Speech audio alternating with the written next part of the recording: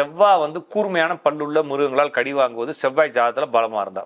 அப்ப நம்ம ஊர்ல யார் கூர்மையா இருக்காங்க? சிங்கம் வந்து உங்களுக்கு கடிக்குமா? நிறைய பாத்தீங்கன்னா நாய் வளர்க்குறவங்க எல்லாரும் நாய்கிட்ட கடி வாங்குவாங்க. இயற்கையாவே காலில் எல்லாம் கடிக்கும் வளர்றப்ப. அந்த கடி வாங்குறது அதுவும் செவ்வாய் பவர் தான். அப்ப செவ்வாய் பவர் ஆனவங்க நாய் வளர்ப்பாங்கன்னு சொல்றேன். சார் ஒரு பெரிய கோடீஸ்வரர் வளர்க்குறா அவர் வீட்லயே அந்த பிரச்சனை இருக்கும். அப்ப நாய்ங்கிறது செவ்வாய் சந்திரன் ஒரு செவ்வாய் வரும். அப்ப செவ்வாய் பவரா இருந்தா நாய் கடி வாங்குறது, நாய் வளர்க்குறது, இது மாதிரி விஷயங்கள் நடக்கும். 15 வருஷத்துக்கு முன்னாடி ஜாதகம் பார்க்க வந்திருக்கீங்கன்னா மீடியால பேசுவீங்கன்னு சொன்னாலோ யூடியூப்ன்ற ஒன்று சொன்னாலும் உங்களுக்கு என்ன இருக்காது, தெரிஞ்சிருக்காது. அப்ப 15 வருஷத்துக்கு அப்புறமா நடக்கக்கூடிய விஷயங்கள் நம்மளுக்கு எதுவுமே புரியாத போது சொல்லக்கூடிய பலன்கள் மட்டும் எப்படி புரியும்? அம்மாவுக்கு வயிறு பிரச்சனை, அம்மாவுக்கு ஏதாச்சும் இன்ஃபெக்ஷன் ஆகுது, அம்மா தொடர் நோயில மாட்டிக்கிட்டாங்கன்னா அந்த குடும்பத்துல ஏதோ வீடு கட்ட போறாங்கன்னு அர்த்தம், லேண்ட் வாங்க போறாங்கன்னு அர்த்தம். திடீர்னு உங்களுக்கு அந்த மைண்ட் செட் இப்படி மாறிடும். திடீர்னு பேசிட்டு போவாங்க, கடைசியாக இவங்க சித்தி இப்படிதான் பேசிட்டு இருக்கும். இது மாதிரி ஜெனட்டிக்காவே தொடர்ந்து வருது சனி கேது தான் நம்ம பார்க்க வேண்டும். சனி சுக்கிரன் சேர்ந்தா தான் காசு வரும், ரியலா வரும். குரு சுக்கிரன் என்பது உணர்வு ரீதியான ஹாப்பினஸ் அந்த தன்னை அழகுபடுத்தி காட்டிக்குவாங்க. சூரியன்கிறது வந்து அரசு பதவியை குடிக்கிறது, அது ஒரு கட்டத்தில் இருக்குது, அது எதுவுமே மாறல. அது வந்து முக்கியத்துவம் பெற்றதுனால அரசு வேலைக்கு போயிட்டாரு. ஆனா சூரியனுடன் சேர்ந்த கிரகம் ஏதாச்சும் ஒரு வக்ரமோ பரிவர்த்தனை ஆயிடுச்சுன்னா அந்த வக்ரம் பரிவர்த்தனையான கிரகம் இந்த சூரியனை நிலையா இருக்க விடாது. இந்த சனி வந்து ஜாதகத்துல ஆக்டிவேட் ஆயிடுச்சுன்னா கால்ல அடிபட்டுக்கிட்டே இருக்கும். ஆமாங்க, அது அப்பறத்தான் நான் சொல்றது. காலில் அடிபட்டுருந்தா நாங்க சிம்டம்ஸ், காலில் தழும்பு இருக்குது, காலில் உடஞ்சிருக்குது, காலில் அரிப்பு இருக்குது அப்படின்னா சனி வந்து ஏதோ ஒரு சம்திங் உங்க ஜாதகத்துல முக்கியமா இருக்குன்னு தான் சொல்றேன். நான் திருப்பி சொல்றது என்னன்னா, நம்மளுடைய நடவடிக்கைகளை வைத்து ஜாதகத்தை புரிந்து கொள்கிறோம். ஓகேங்களா? நான் ஜாதகத்தை வச்சுக்கிட்டு உங்களை நடவடிக்கையை மாற்ற சொல்றது இல்லை. ஜோசிக்காரங்க இப்போ என்ன பண்றாங்கன்னா, ஜாதகம் கையில் வச்சுக்கிட்டு நீங்க காலில் அடிபட வச்சுக்கோங்க, ஒரு சின்னதாக காலில் அடிபட வச்சிங்கன்னா சனி ஆக்டிவேஷன் ஆயிடுச்சுன்னா என்ன அர்த்தம், நீங்கள் செய்வீங்களா? அப்போ அது மாதிரி தான் அந்த கல்லை போடுங்க, இந்த கல்லை போடுங்க. இது வந்து திருப்பி நான் சொல்றது, நான் உங்களுடைய நடவடிக்கைகளை வைத்து உங்களை புரிந்து கொள்ள, உங்களுடைய பிரச்சனைகளை புரிந்து கொள்வதற்காக கண்டுபிடிக்கப்பட்டது ஜோதிடம். அப்புறமா என்ன பண்றாங்கன்னா, திருப்பி ரிவர்ஸ் பண்ணி நீங்க இதை போடுங்க, இதை ஆக்டிவேஷன் ஆகணும்னு ஜோசிக்காரங்க சொல்ல ஆரம்பிச்சிட்டாங்க. இது மாதிரி ரொம்ப புரிதல் குறைபாடுகள்னால வந்த பிரச்சனையை தவிர இது ஒரு பெருசா. ஒரு வீட்டுல தொடர்ந்து ஒரு அண்ணன் தம்பி அக்கா தங்கச்சிங்க எல்லாத்துக்குமே வரிசையா கால் உடஞ்சு படுக்கிறாங்க சார். அப்ப என்ன ப்ராப்ளம்? ஜாதகத்துல சனி பிரச்சனை இருக்கும் எல்லாத்துக்குமே. ஆமா, எல்லாத்துக்கும் இருக்கும். ஒரு குடும்பத்துக்கு வந்தா எல்லாத்துக்கும் தான் இருக்கும். சரிங்களா? சனி ராகு இருந்தா அடிக்கடி கால் உடையும். சனிக்கு எது இருந்தா இயற்கையாவே ஒரு சின்ன ஒரு குறைபாடு இருக்கும். சரிங்களா? சனிக்கு எது ஒரு இயற்கை குறைபாடு. சனி ராகு அடிபட்டு உடையிறது, இந்த மாதிரி விஷயங்கள் ஜாதகத்துல இருக்கும் இயற்கையாவே. அவங்க வீட்டுலதான் வந்து இந்த மணி, வேலு, இமானுவேல், பெல்ட்ரிங்ஸ், இசபெல்லா, வேலு, ஆயுதம், வேலாயுதம், தண்டபாணி, இந்த மாதிரி பேர்கள்லாம் அந்த குடும்பத்தில் இருக்குன்னு பார்க்கலாம். ஓகேங்களா? இந்த மாதிரி குடும்பங்கள்ல அடிக்கடி அடிபடுறது, பல்லு உடையிறது, பல்லு செட்டு கட்டுறதுலாம் அந்த குடும்பத்தை தான் கட்டுவாங்க. ஓகே. இன்னொன்று வந்து சில பேருக்கு பார்த்தீங்கன்னா மண்டையில் அடிபட்டுக்கிட்டே இருக்கும். மண்டையில் அடிபடுறது காரணம் வந்து சூரியன், புதன், சனி, இந்த 3 சேர்ந்துச்சுன்னா தலையில் அடிபடும். சூரியன் சனி சேர்ந்தாலும் அடிபடும். அப்போ அந்த அடிபடுறப்ப அந்த சூரியன் சனி காம்பினேஷன் அந்த ஜாதத்துல இருந்தால் அடிபடுன்றதை பார்க்கலாம். Okay okay. இன்னொன்னு பாத்தீங்கன்னா நாய்க்கடி வாங்குவாங்க. நாய்க்கடி வந்து செவ்வாய் தான். அதுல ஒரு டவுட். இப்போ ஒருத்தவங்க சொல்றாங்க எல்லாரையுமே நாய் கடிக்காது, நீ ஏதோ கர்மா நாய்க்கடி தான் வாங்கணும். குருமாலாம் கிடையாதுங்க. செவ்வாய் வந்து கூர்மையான பல்லுள்ள மிருகங்களால் கடி வாங்குவது செவ்வாய் ஜாதகத்துல பலமா இருந்தா. அப்ப நம்ம ஊர்ல யார் கூர்மையா இருக்காங்க? சிங்கம் வந்து உங்களுக்கு கடிக்குமா? அந்த தெருவில் ஒரு 2 சிங்கம் இருக்குது, அந்த தெருவில் 2 புலி இருக்குது, அங்க 2 சீட்டா இருக்குது, சிறுத்தைகள் இருக்குதுன்னா அதெல்லாம் சொல்ல முடியாது. ஊர்ல இருக்க கூர்மையான பல்லு ஒண்ணு பூனை மேக்ஸிமம் எங்கேயும் உலாவுறதுல கடிக்கிறது இல்ல. பூனை கடி வாங்குறவங்க இருக்காங்க. நான் பார்த்த ஒரு குழந்தைய பூனை இருக்கும். அது வந்து பெருசா இல்ல. இப்போ தெருப்பூனைன்னு எங்கேயாச்சும் கேள்விப்பட்டிருக்கீங்களா? தெருநாய் தானே கேள்விப்படுறோம். தெருவுல நாய்கள் நிறைய இருக்குது, அது கடிக்குதுன்ற மாதிரி எடுத்துக்கலாமே தவிர கூர்மையான பல்லுள்ள மிருகங்களால் கடிபடக்கூடியது வந்து செவ்வாய் பவரானது. அப்ப செவ்வாய் 4 மூலையில் இருந்தாலோ, செவ்வாய் வக்ரம் பரிவர்த்தனை விளிம்பு இருந்தாலோ, செவ்வாய் ஆட்சி உச்ச நீச்சம் பெற்றாலோ நாய்களால் கடி வாங்குவாங்க.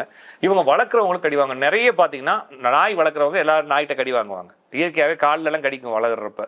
அந்த கடி வாங்குறது அதுவும் செவ்வாய் பவர் தான். அப்ப செவ்வாய் பவரானவங்க நாய் வளர்ப்பாங்கன்னு சொல்றேன். ஆனா நாய் வளர்க்குறதுல ஒரு பிரச்சனை என்னன்னா, செவ்வாய் மட்டும் இல்லாம சந்திரன் செவ்வாய் இணைவே நாய் சொல்லுது. அதனால நாய் வளர்க்குறவங்க வீட்டுல பாத்தீங்கன்னா, பொதுவாகவே நாய் எந்த வீட்டுல வளர்க்குறாங்களோ அவங்க வீட்டுல சொல்ல முடியாத ஒரு அழுத்தம் மனசுக்குள்ள இருக்கும். இவங்கள்ட்ட ஒரு பிரச்சனை இருக்கும், அதை வெளிப்படுத்தி பேச முடியாது. இவங்களுக்கு பிரச்சனை இருக்குன்னு அவங்க அம்மாவுக்கு தெரியும், அவங்க அம்மா அதை வெளிப்படுத்தி கேட்க முடியாது. அவங்க அம்மாவுக்கு ஒரு பிரச்சனை இருக்கும், இந்த அம்மானால அதை பேச முடியாது. இவங்க அப்பாவுக்கு ஒரு பிரச்சனை இருக்கும், இவங்க 3 பேர் அதை பேச முடியாது. அப்போ ஒவ்வொரு ஆளுக்கு தனித்தனி பிரச்சனை இருக்கும், ஒவ்வொரு ஆளும் தனித்தனியாக அதை ஹேண்டில் பண்ணிட்டே இருப்பாங்க. யாரும் யாருகிட்டையும் இதை பத்தி பேசினா என்ன ஆகும்னா அடிதடியாகி சண்டையாகிடும் குடும்பம். இந்த மாதிரி சுச்சுவேஷன் நாய் வளர்க்குறவங்க வீட்டுல இருக்கும். சரிங்களா? அப்ப நாய் யாரு வளர்த்தாலும், எந்த வகையில வளர்த்தாலும், சார் ஒரு பெரிய கோடீஸ்வரர் வளர்க்குறா அவர் வீட்லயே அந்த பிரச்சனை இருக்கும்.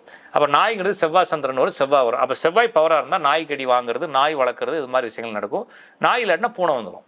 வினோத மரணம். இப்ப நாய் பாம்பு கடிச்சு சாவாங்களே. பாம்புங்கிறது வந்து ராகு கேது சந்தி, ராகு கேது பிரச்சனை. அடுத்து வந்து குரு ராகு குரு கேது இந்த அமைப்பு இருந்தா இந்த விஷ மரணங்கள் விஷக்கடி வரும்.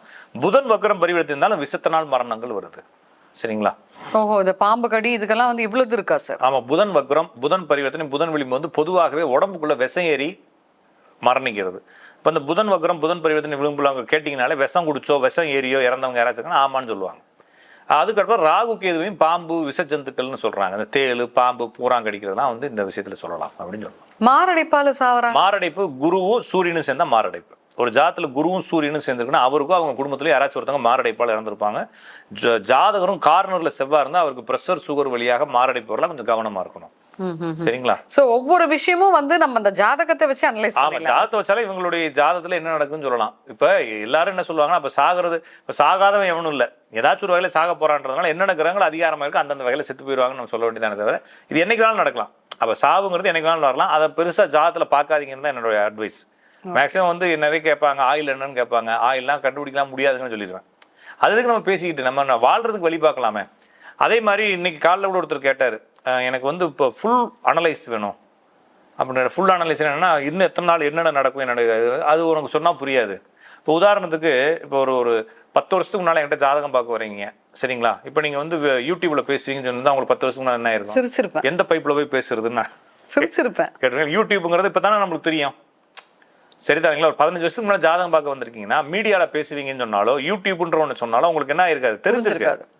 அப்ப 15 வருஷத்துக்கு அப்புறமா நடக்கக்கூடிய விஷயங்கள் நம்மளுக்கு எதுவுமே புரியாத போது சொல்லக்கூடிய பலன்கள் மட்டும் எப்படி புரியும்? கண்டிப்பா புரியாது. நீங்க வந்து ஒரு கற்பனையில் நீங்க உங்க என்ன கற்பனை பண்றோம், இன்னைக்கு நம்ம 2 பேர் பேசுறோம். இன்னைக்கு 2 பேர் நம்ம பேசும்போது நான் ஒரு தகவல் சொல்றேன், நான் உங்களுக்கு ஏதோ ஒரு வினோதமான தகவல் சொல்றேன். நீங்க அதை என்னவா புரிஞ்சுக்க முடியும்னா இன்னைக்கு கண்டிஷன்ல இருந்தா அதை புரிஞ்சுக்க முடியும்.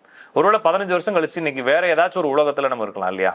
வேற ஏதோ ஒரு புரிதல்ல இருக்கலாம். இப்ப நம்ம 2 பேரும் கேமராவில் உட்காந்து பேசுறோம், எல்லாரும் செல்ல பாக்குறாங்க இல்லையா? ஒரு காலத்துல அப்படிலாம் எதுவும் இல்லை. அப்ப அந்த இடத்துல உட்காந்து நம்ம எதையுமே அப்போ அது மாதிரி பலன்கள் சொல்லும் பொழுது இந்த மாதிரி விஷயங்கள்ல குழப்பங்கள் வரதெல்லாம் இருக்கு. அப்போ என்னன்னா நம்ம சொல்லக்கூடியது ஒரு ஜாதகத்துல இந்தந்த விஷயங்கள் இருந்தால் இது நடக்கும். அப்போ இதோட நம்ம நிறுத்திக்கலாமே தவிர சில ஜோசிக்காரங்க என்ன செய்யறாங்க, நீங்க அந்த ஜாதகத்துல இது வரணும்னா அது செய்யுங்கிறாங்க. அப்போ வீடு கட்டணும் அப்படின்னா ஒரு ஜாதகத்துல வந்து அம்மாவுக்கு உடம்பு பிரச்சனை வந்தா வீடு கட்டுவாங்க மேக்சிமம். அம்மாவுக்கு வயிறு பிரச்சனை, அம்மாவுக்கு ஏதாச்சும் இன்ஃபெக்ஷன் ஆகுது, அம்மா தொடர் நோயில மாட்டிக்கிட்டாங்கன்னா அந்த குடும்பத்துல ஏதோ வீடு கட்ட போறாங்கன்னு அர்த்தம், லேண்ட் வாங்க போறாங்கன்னு அர்த்தம். அப்போ இதை நம்ம ரிவர்ஸ் இன்ஜினியரிங் பண்ணி உங்க அம்மாவுக்கு உடம்பு எப்படா சரியாகுது எப்படா கெட்டு போகுது, அம்மா உடம்ப கெடுத்துட்டு வீடு வாங்குறதா? இதே போலவே கல்லு தான். அப்ப இந்த கல்லுகள் மாட்டும் பொழுது இந்த விஷயங்கள் நடக்குதுன்றதை கண்டுபிடிச்சு வச்சுக்கவே தவிர ஆனா இந்த கல்லை மாட்டினா இந்த விஷயம் நடக்கணும்னு அவசியம் கிடையாது இல்ல. ஏன் சார் இப்போ நீங்க சொல்றீங்களா ஒவ்வொன்றுக்கும் துல்லியமா? இப்ப அதே மாதிரி சில பேர் தானா பேசுவாங்க, நான் மன அழுத்தத்தை கேட்கல. ஏன்னா நம்ம மன அழுத்தத்தை பத்தியே நம்ம போக வேண்டாம். சில பேர் எல்லாரும் பண்ண மாட்டாங்க. ஃபேமிலியில பேட்டர்னா பாத்தீங்கன்னா தானா பேசிக்கிட்டு அது வந்து சனி ராகு சனி கேதுங்க. இது வந்து மரபு ரீதியான நோய். போறப்ப பேசிட்டே போவாங்க, ரோட்ல தனியா பேசிட்டே போவாங்க. இதெல்லாம் வந்து மன அழுத்தம் தான். மன அழுத்தம்லாம் இல்லாமலாம் இல்ல, மன அழுத்தம் தான். சனி கேதுனுடைய மன அழுத்தம், இப்ப சந்திரன் கேதுனுடைய மன அழுத்தம், சந்திரன் ராகுனுடைய மன அழுத்தம், ராகு கேதுனுடைய மன அழுத்தம் வந்து சூழல்களால் வருவது அல்லது தன்னுடைய சுய இதால் வர்றது. ஆனா இந்த சனி கேது வந்து காரணம் இல்லாமல் மரபு ரீதியா வரும். திடீர்னு உங்களுக்கு அந்த மைண்ட் செட் இப்படி மாறிடும். திடீர்னு பேசிட்டு போவாங்க, கடைசியத்தை இவங்க சித்தி இப்படிதான் பேசி இருந்திருக்கும். இது மாதிரி ஜெனட்டிக்காவே தொடர்ந்து வருது சனி கேது தான் நம்ம பார்க்க வேண்டியது. இன்னொன்னு பாத்தீங்கன்னா சூசைட் கூட வந்துட்டு எல்லாரும் பண்ணிக்க மாட்டாங்க. மன அழுத்தத்துல உள்ள பத்தியே பேசல. ஜாதகத்துல என்ன காம்பினேஷன்? ராகு கேது இருந்தா சூசைட் பண்ணி செத்துடலாமான்னு தோணும். ராகு கேது சந்தியில இருந்தா ஒரு ஜாதகத்துல எந்த ராசியா இருந்தாலும் முதல் 2 டிகிரிக்குள்ள ராகு கேது இருந்தாலும் கடைசி 2 டிகிரிக்குள்ள ராகு கேது இருந்தாலும் நம்ம வந்து மரணம் பண்ணிக்கலாம், நம்ம வந்து இப்படி ஆயிரலாம்னு தோணிக்கிட்டே இருக்கும். ஒரு மாதிரி தன்னைத்தானே அழிச்சுக்கணும்னு தோணும். சனி கேது இருந்தாலும் இந்த மாதிரி தன்னைத்தானே அழிச்சுக்கணும் தோணும். சந்திரன் ராகு சந்திரன் கேது தான் இந்த மாதிரி சிந்தனைகள் தோணுவதை பார்க்குறோம். அதுக்கப்புறம் புதன் சந்திரன் காம்பினேஷன், புதன் சந்திரன் பரிவர்த்தனை. அதுக்கப்புறமா வந்து கன்னி ராசியில சூரியனும் சிம்ம ராசியில புதனும் வந்து பரிவர்த்தனை ஆகும். இந்த அமைப்புகள்லாம் வந்து தன்னைத்தானே அழிச்சுக்கிறது, வினோதமான உணர்வுகளால் தன்னை வந்து ஒரு மாதிரி ஃபீலிங்ல மாட்டிக்கிறதா வந்து இந்த அமைப்புகள். ஓகே, நான் அதே மாதிரி நல்ல பணக்காரனா நினைச்சுப்பாங்க தன்னை, நான் பெரிய அம்பானி. அது வந்து குரு சுக்கிரன் நினைவு இருந்தாலே தன்னை வந்து பெருசாகவும் தன்னை வெளிப்படுத்துறதுலேயே வந்து நிறைய ரிச்சான ஆள் மாதிரியும் ஒன்றும் இருக்காது. நான் நிறைய பிள்ளைகள் பார்த்துருக்கேன். நிறைய பிள்ளைகள் பார்த்தீங்கன்னா சூப்பராக இருக்குங்க. ட்ரெஸ் எல்லாம் போட்டு இந்த ட்ரெஸ் எல்லாம் எந்த நாட்டில் வாங்கினதுன்ற மாதிரி இருக்கும். ஆனால் பாவம் பார்த்தீங்கன்னா வீட்டில் போடனே ஒன்றும் இல்லாமல் தான் உட்காந்துருக்கும்.